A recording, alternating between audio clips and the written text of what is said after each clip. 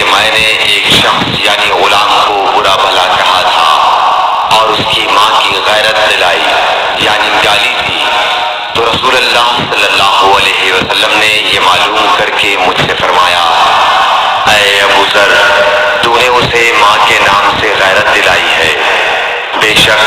تجھ میں ابھی کچھ زمانہ جاہلیت کا اثر باقی ہے۔ یاد رکھو ماتحت لوگ تمہارے بھائی ہیں، اللہ نے اپنی کسی مصلحت کی بنا پر انہیں تمہارے قبضے میں دے رکھا ہے، تو جس کے ماتحت اس کا کوئی بھائی ہو تو اس کو بھی وہی کھلائے جو آپ کھاتا ہے، اور وہ کپڑا اسے پہنائے جو آپ پہنتا ہے، اور ان کو اتنے کام کی تکلیف نہ دو